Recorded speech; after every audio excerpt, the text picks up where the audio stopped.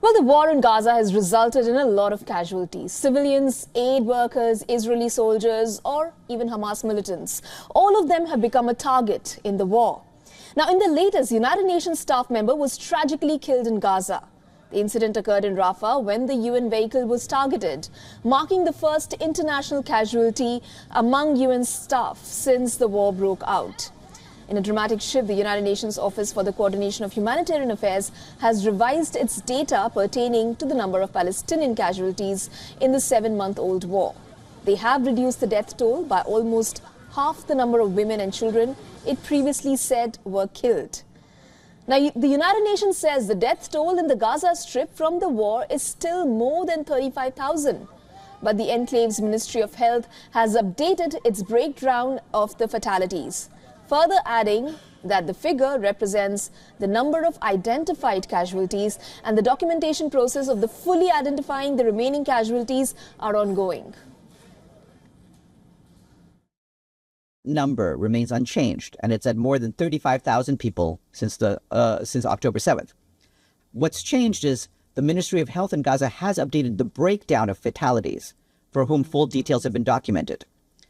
So what they recently published was that they gave figures for 24,686 out of 34,622 overall fatalities recorded in Gaza.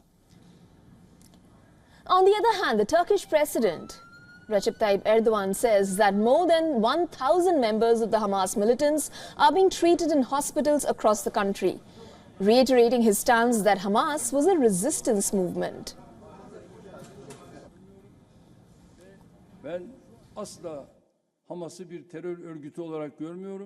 I never see Hamas as a terrorist organization, and as of this moment, I follow Hamas step by step. And in my country right now, more than 1,000 Hamas members are in our hospitals, all of them undergoing treatment. Meanwhile, on the battlefield, Israeli forces pushed deep into the ruins of Gaza's northern edge to recapture an area from the Hamas militants. While in the south, tanks and troops pushed across a highway into Rafah, leaving Palestinian civilians scrambling to find safety. On the other hand, according to a top official in the Biden administration, the government does not see it is possible that Israel will achieve total victory in defeating Hamas in Gaza. Kurt Campbell's comments are the clearest to date from a top US official, effectively admitting that Israel's current military strategy would not bring the result that it is aiming for.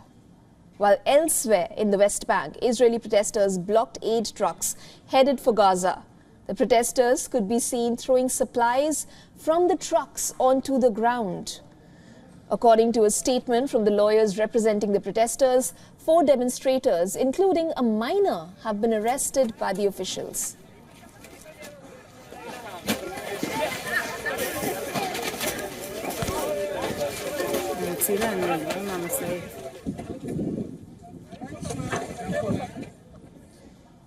For all the latest news, download the WION app and subscribe to our YouTube channel.